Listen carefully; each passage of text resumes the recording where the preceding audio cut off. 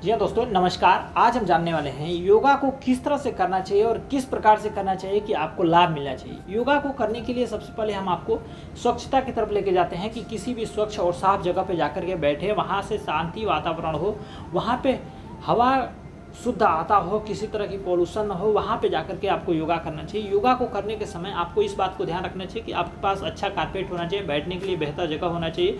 चाहे जिस भी जगह पे जहाँ पे हरी भरी घास हो वहाँ पे भी जाकर कर सकते हैं, पार्कों में भी जाकर के कर सकते हैं योगा को।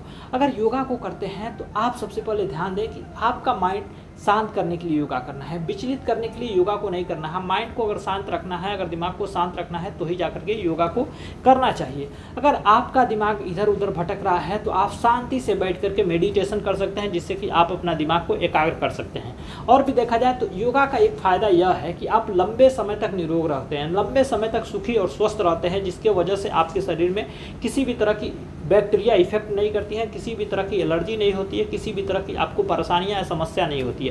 अगर किसी भी परेशानियों से जूझ रहे हो तो आपको निरंतर योगा अभ्यास करना चाहिए। निरंतर योगा अभ्यास करते हैं, धीरे धीरे करते हुए एक समय आता है कि आप उस बीमारियों से, उस परेशानियों से निजात पा जाते हैं, जिससे कि आप अपने आप को स्वस्थ और बेहतर महसूस करते हैं और अपने आप को निरोगी महसूस करते हैं। सबसे पहले आइए हम जानते हैं योगा को करने के लिए आपको सीधा सा सुखी आसन में बैठ जाना। सुखी आसन का मतलब होता है जिसमें आपको सुखी महसूस होता हो, जिसमें आपको कंफर्टेबल महसूस होता हो, जिसमें किसी प्रकार की आपको दिक्कत की सामना न करना पड़ता हो, जिसमें आपको दिक्कत सा न लगता हो, उस आसन में आपको बैठ जाना है। बैठने के बाद आप अपने आप को कमर को सीधा रखें, रीढ़ की हड्डी को सीधा रखें, गर्दन को सामने की तरफ रखें। आप सीधा से देखने की कोशिश करें और हाथों को इस पे रख, हाथों को घुटनों पर रख लें। अगर चाहें तो आप सुखी आसन में बैठते हुए आप हाथों को कहीं पे भी रख सकते हैं, बुद्ध आसन में बैठ सकते हैं, सुखी आसन में बैठ सकते हैं, या हाथों को ध्यान मुद्रा में रख सकते हैं। किसी भी आसन में रखते हुए अपने आप को एक बेहतर दिशा में लेके जाने की कोशिश करें। अपने आप को एक बेहतर निरंतर अभ्यास करते हुए अपने आप को सफलता की तरफ बढ़ाने की कोशिश करें। तो ये योगा का एक स्टेप है, योगा का एक निरंतर अभ्यास करने का एक प्रक्रिया है।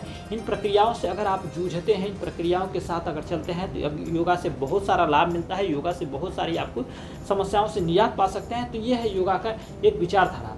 अगर एक बात देखा जाए, योगा क्यों करना चाहिए? योगा इसलिए करना चाहिए कि आप अपने शरीर को एक तरह से जो भी क्रियाहीन अंग है उसको क्रियाशील बना सकते हैं। क्रियाशील जब बनाते हैं तो हमारे मांसपेशियाँ, हमारे नस नाड़ियाँ, हमारे शरीर की हर मेटाबॉलिज्म सही हो जाता है, जिससे कि हम अपने आप को एक बेहतर फुर्तीला और एक सुखी महसूस करते हैं। तो यह है योगा का प्रक्रिया, यह है योगा की विचारधाराएं।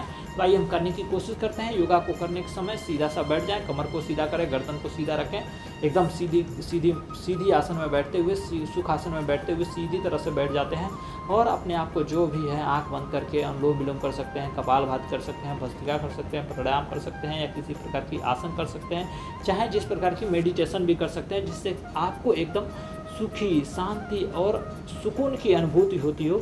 इस तरह से योगा को करें, इस तरह से अपने आप को विचारधाराओं से लेते हुए अपने आप को सफलता की तरफ बढ़ाने की कोशिश करें। तो यह है योगा का प्रक्रिया, यह है योगा का एक रास्ता, जिस रास्ते पे चल करके अपने आप को स्वस्थ, अपने आप को निरोग और अपने आप को बेहतर बना सकते हैं। तो आज के लिए इतना ही, मिलते हैं अगली बार एक नए विचारधारा के साथ। तब तक के लिए